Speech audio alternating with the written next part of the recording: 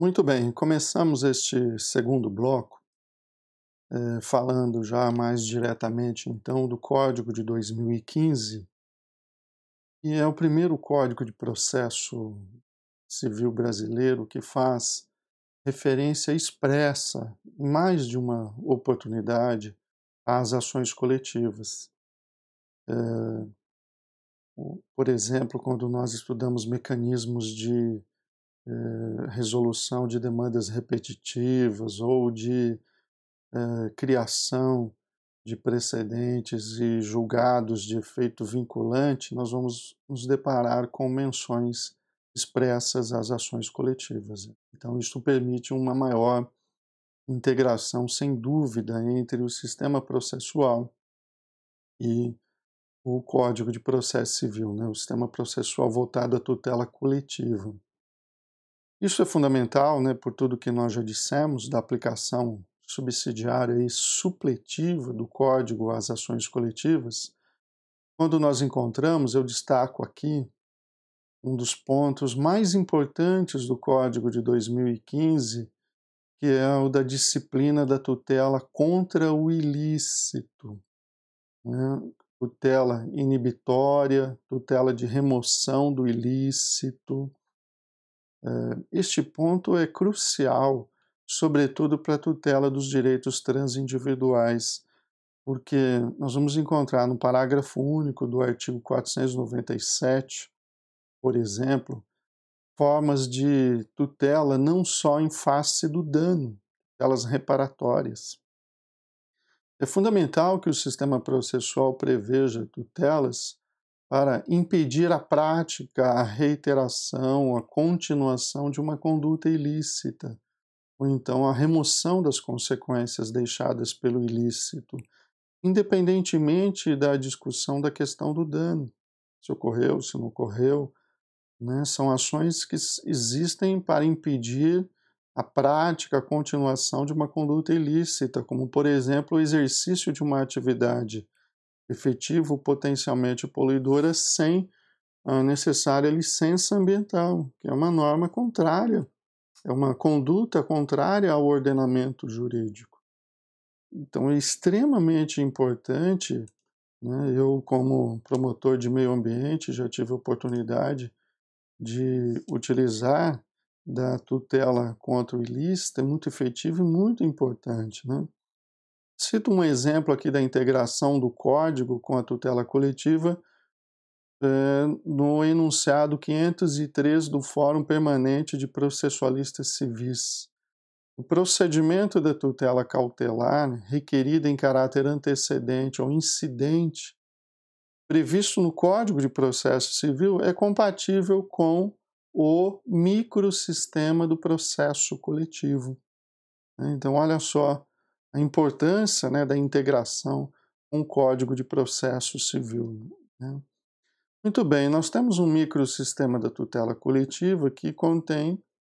Por que é um microsistema? Bom, porque não é um macrosistema, não regula todo um aspecto da vida civil das pessoas. Regula um campo mais específico, como é a questão da resolução dos litígios coletivos, né? E é um microsistema porque apresenta normas próprias, princípios e regras, né? Quando nós falamos em normas, nós falamos em princípios e regras, normas de caráter principiológico ou regras, né? Como a regra que proíbe, por exemplo, o uso de provas ilícitas no processo, né? Princípios que nós vamos mencionar agora. Então, ele apresenta princípios e regras próprias. Por isso que uma norma do Código de Processo Civil precisa ser compatibilizada, ser compatível com a tutela coletiva para que ela seja aplicável, ainda que subsidiariamente. Importante observar que o Código de 2015, ele, quando vai falar da garantia de acesso à jurisdição, ele não fala apenas em garantia de acesso ao poder judiciário, né? O artigo 5º, inciso 35 da Constituição Federal, fala em garantia de acesso ao Poder Judiciário. O Código de 2015 tem, no artigo 3º, uma regra extremamente importante, uma garantia de apreciação jurisdicional, expressão que tem um sentido bem mais amplo, né? Inclusive, não só acesso ao Poder Judiciário. O Ministério Público, neste contexto, por exemplo, é elevado à condição de um órgão resolutivo de litígios coletivos por seus instrumentos de atuação extrajudicial, que são estimulados pelo próprio artigo 3º do Código de Processo Civil, especialmente pelo parágrafo 3º. Então, há uma garantia de acesso à justiça, não apenas acesso ao poder judiciário. Nós precisamos interpretar de maneira bem ampla a garantia de apreciação jurisdicional. A tutela coletiva, neste contexto, ela viabiliza uma garantia fundamental de apreciação jurisdicional em situações de ameaça ou de lesão a direitos transindividuais, inclusive no caso de danos individuais sem valor expressivo. Havia, por exemplo, um problema no âmbito da tutela coletiva, que é o problema da tutela de danos. Veja, a diferença entre dano causado e dano sofrido. O dano causado por uma empresa que opera no mercado de consumo pode ser extremamente grande, extremamente vultoso. Porém, o dano sofrido individualmente por milhões de consumidores pode ser insignificante. Pense você, como consumidor, sofreu um prejuízo de R$10. Pois bem, é muito difícil que você se sinta estimulado a procurar o Poder Judiciário para propor uma demanda para que receba uma tutela por um valor que economicamente é insignificante. Ora, o sistema coletivo propicia uma tutela não só para a reparação dos danos sofridos, mas também do dano causado por uma empresa que opera no mercado de consumo. O Código de Defesa do Consumidor, no artigo 100, ele trata do chamado fluid recovery. Ele diz que, depois de uma sentença condenatória genérica, artigo 95 do Código de Defesa do Consumidor, abre-se um momento para que as vítimas compareçam em juízo e venham a liquidar os danos sofridos. Bom, artigo 100.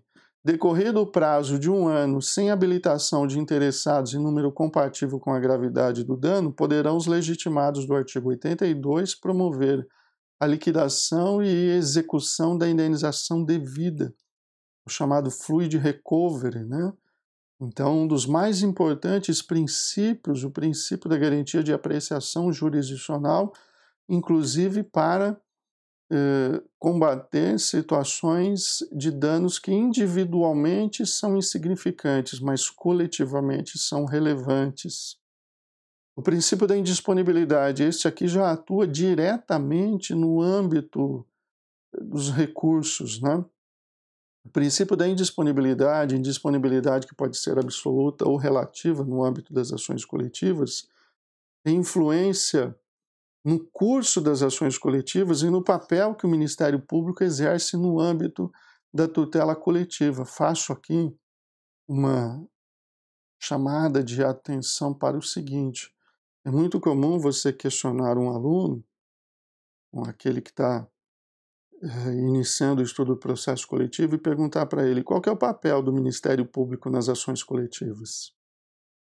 E aí vem aquela ideia, bom, o Ministério Público ou é parte ou é fiscal da ordem jurídica, ou é titular do direito de promover a ação ou é custos legis. Fiscal da ordem jurídica, então ele atua como órgão agente ou como órgão interveniente. Pois bem, não é estes não são os únicos papéis ou as únicas funções que o Ministério Público exerce no processo coletivo. Sobretudo pelo caráter da indisponibilidade dos direitos transindividuais tutelados por meio das ações coletivas. Indisponibilidade que, olha aqui a Lei da Ação Civil Pública, artigo 5º, parágrafo 3º. Indisponibilidade que diz que em caso de desistência infundada ou abandono da ação por associação legitimada, ou Ministério Público ou outro legitimado, mas o Ministério Público, verbo no imperativo, assumirá a titularidade ativa. Então, isso nos leva a olhar o processo coletivo e a questão das desistências que podem ocorrer ou abandonos que podem ocorrer no curso de uma ação coletiva e dar ao Ministério Público um papel de ser um órgão incumbido de assumir a titularidade ativa, uma legitimação até mesmo superveniente do Ministério Público, né? Assumir a titularidade ativa no caso de ações coletivas, né? Uma legitimação até mesmo superveniente do Ministério Público. Portanto, muito importante que você tenha em mente esta questão, né, do processo coletivo, porque vai garantir que você tenha uma visão completa e integrada do processo coletivo.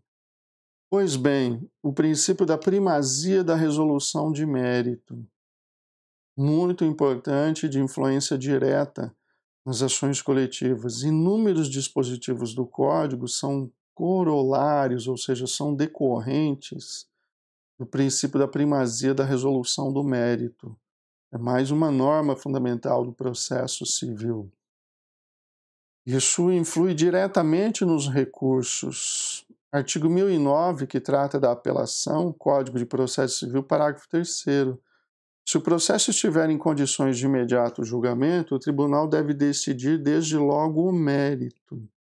Quando reformar sentença fundada no 485, decretar nulidade da sentença, ou seja, julgar o mérito quando a causa estiver madura para julgamento, né?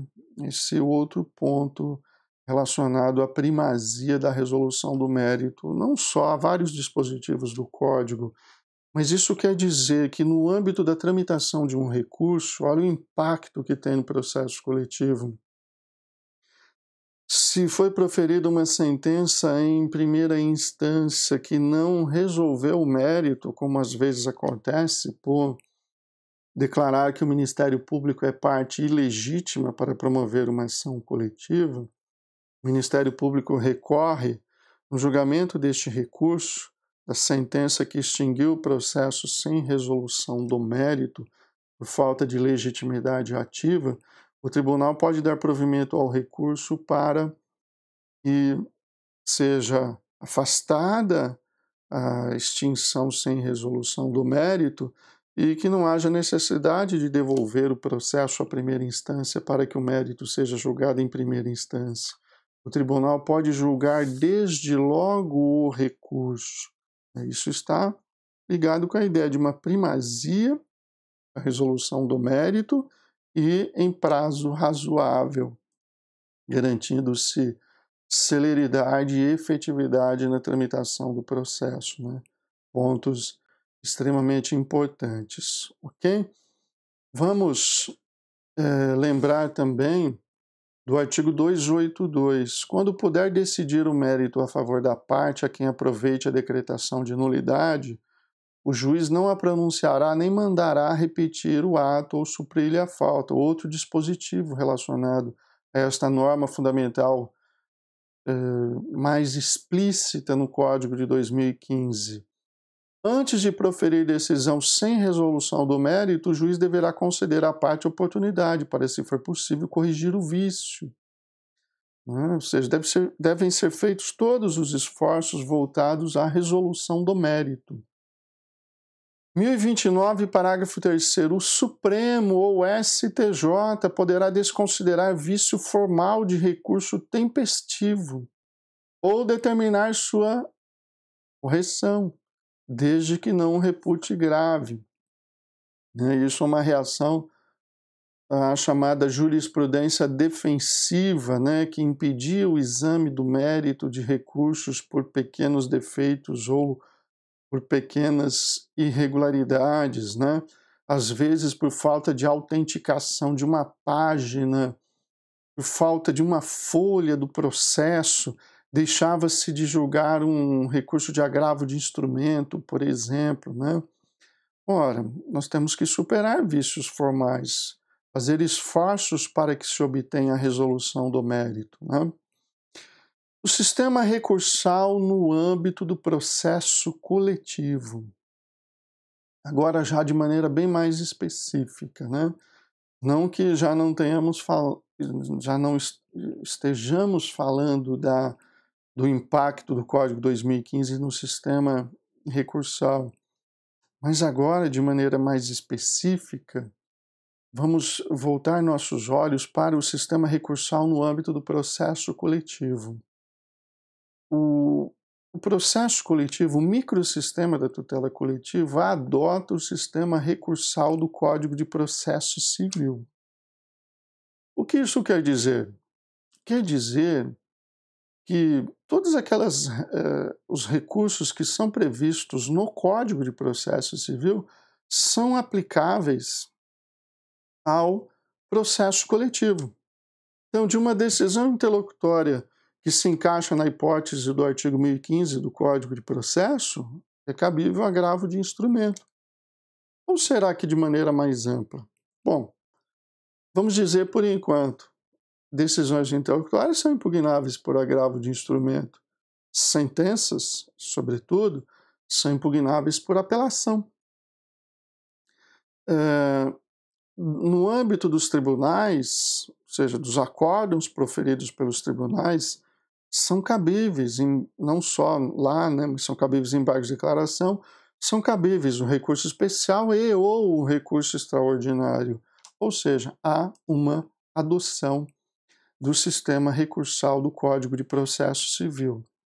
Então, o processo coletivo adota o sistema do Código, afinal não seria prático nem efetivo criar um sistema. Já pensou se nós tivéssemos um sistema recursal próprio e específico para as ações coletivas? Não, nós temos a adoção do sistema do Código, né?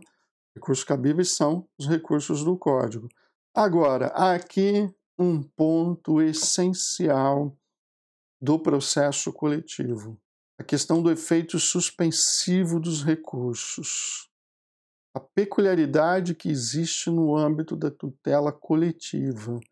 O efeito suspensivo dos recursos, aqui nós vamos encontrar peculiaridades no âmbito da tutela coletiva. Nós vamos encontrar um ponto essencial. Por quê? Porque aqui é uma norma do microsistema da tutela coletiva, uma norma específica da Lei 7.347 de 85, artigo 14. O juiz poderá conferir efeito suspensivo aos recursos para evitar dano irreparável à parte. Dano irreparável à parte. Ou seja, qual a conclusão que nós tiramos? Desculpe. No processo coletivo, os recursos, todos os recursos, em geral, não têm efeito suspensivo automático. O efeito suspensivo não decorre da lei, não é o sistema opi legis. O efeito suspensivo pode ser conferido, poderá ser conferido. Lembrando que esta norma está em harmonia com o Código de Processo Civil de 2015, quando o Código diz que os recursos não impedem a eficácia da decisão.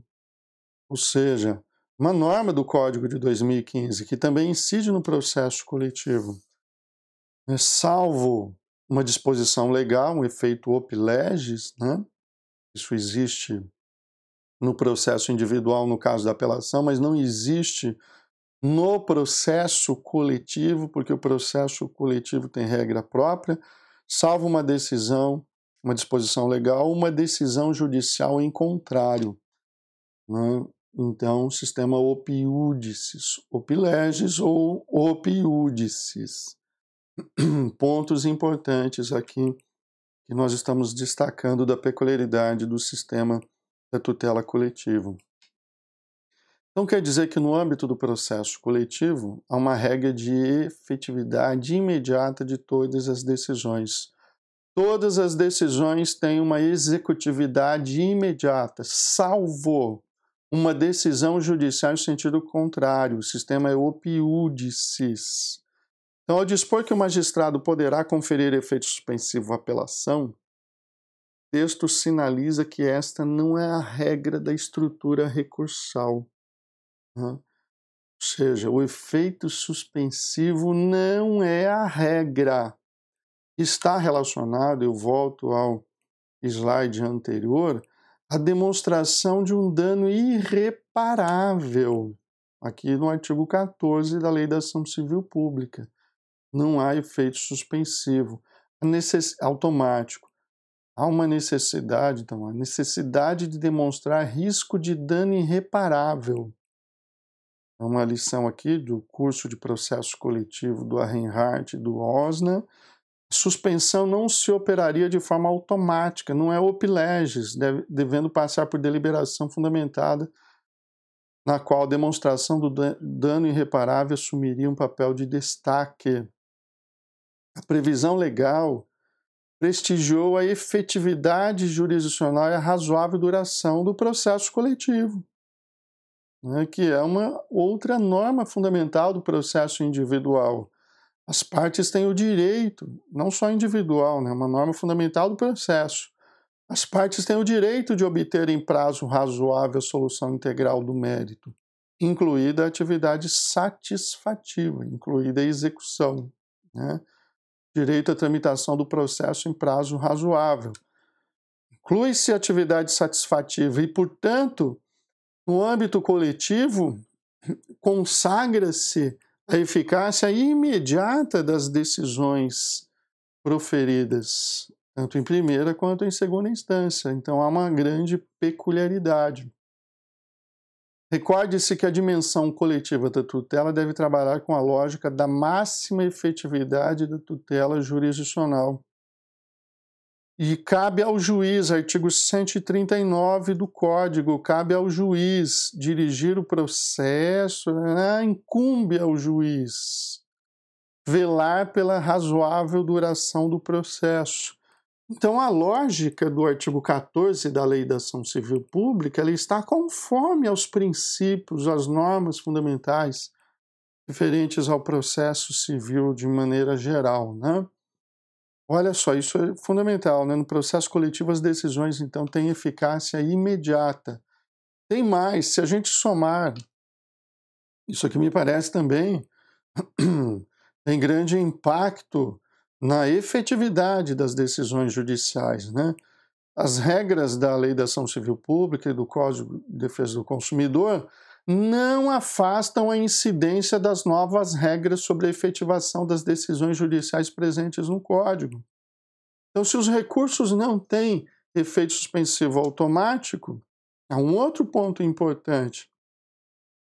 O juiz, para determinar a efetivação destas decisões, ele pode determinar todas as medidas necessárias, inclusive medidas indutivas, coercitivas, mandamentais ou subrogatórias. Isso está no 139, inciso 4 do Código de Processo Civil, inclusive nas ações que tenham por objeto uma prestação pecuniária.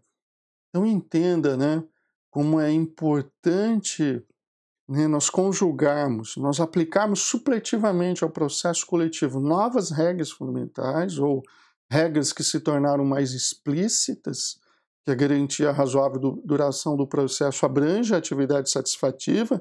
Então, a conformidade do artigo 14 da Lei da Ação Civil Pública com a tutela de direitos tão nobres.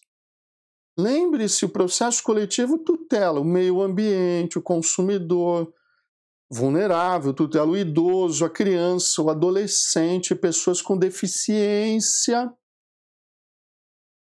Então, neste contexto, o artigo 14 da Lei da Ação Civil Pública guarda coerência com estes princípios fundamentais do processo civil, né? Voltando ao microsistema da tutela coletiva, o artigo 14 não é uma norma isolada. Olha o Estatuto do Idoso. O juiz poderá conferir efeito suspensivo aos recursos, no mesmo sentido, para evitar dano irreparável à parte. O efeito suspensivo pressupõe sempre, portanto, um requerimento, não é automático e pressupõe a demonstração de um risco de dano irreparável. Não pode haver no processo coletivo, portanto, ainda que se admita que o juízo de admissibilidade é feito em segunda instância, uma decisão pura e simples assim: recebo a apelação no duplo efeito. Ponto. Não tem que se, primeiro, me parece, a necessidade de requerimento do efeito suspensivo. Segundo, a demonstração de uma situação de dano irreparável à parte. A aplicação do artigo 14 da Lei da Ação Civil Pública se dá ao microsistema da tutela coletiva em geral, aplicável ao microsistema. Olha a jurisprudência do STJ. Ação civil pública, improbidade administrativa, recurso de apelação, efeito suspensivo, exceção. Microsistema legal da proteção aos interesses ou direitos coletivos. Deixa eu chamar a sua atenção aqui para um ponto, uma tese. Ação de improbidade é uma ação civil pública específica. Ação civil pública por ato de improbidade administrativa. Portanto, a regra que está lá no artigo 14 da Lei 7.347 é aplicável a uma ação civil pública que tem regras procedimentais específicas. Tem, por exemplo, uma defesa preliminar antes do recebimento da petição inicial. Eu falo de ação civil pública específica e ação civil pública regulada pela Lei 8429 de 92, voltada à tutela da improbidade administrativa. Esta norma da 7.347 é aplicável à ação civil pública com fundamento genérico na Lei 8429 de 92, por força da existência de um microsistema legal de proteção, né, aos direitos transindividuais. Por se tratar de ação civil pública, ação de improbidade é uma ação civil pública, não se aplica, portanto, a regra do Código anterior, né, que nem seria atual. A regra do Código anterior, a regra que hoje está no 1009, de que a apelação é recebida no duplo efeito, né? Devendo ser observada a norma especial prevista na 7.347 de 85. Então é assim que são solucionados os conflitos no âmbito da tutela coletiva, recurso especial 1.447.774, né? Portanto, no caso concreto, entendeu-se que não havia a excepcionalidade prevista no artigo 14. Não foi demonstrada a possibilidade de dano irreparável e, portanto, não se concede o efeito suspensivo. A concessão do efeito suspensivo à apelação. Como é que se dá a concessão do efeito suspensivo à apelação? Então, o sistema processual civil, ação civil pública, improbidade administrativa, recurso de apelação, efeito suspensivo, exceção, somente ocorrerá em situações excepcionais, quando demonstrada a possibilidade de dano irreparável ao réu. Mais uma decisão aí para ilustrar. Outra decisão para ilustrar o que nós estamos falando. Na ação civil pública, os recursos devem ser recebidos em regra apenas no efeito devolutivo, ressalvados os casos de iminente dano irreparável à parte. Esse é um julgamento aqui de 13 de abril de 2010, mas plenamente aplicável. Quem deve decidir sobre efeito suspensivo, o juiz ou o tribunal? Nós sabemos que o Código 2015 alterou essa sistemática, no artigo 1010, parágrafo 3º, após as formalidades previstas nos parágrafos 1º e 2º, que é a intimação da parte contrária, etc., Os autos serão remetidos ao tribunal pelo juiz, independentemente de juízo de admissibilidade.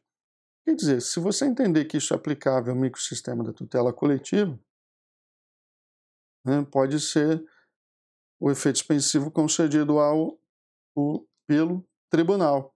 E observada a regra do novo Código, parágrafo 1º do artigo não é do parágrafo 1º, o artigo 1012 prevê os casos em que a apelação não tem efeito suspensivo, né?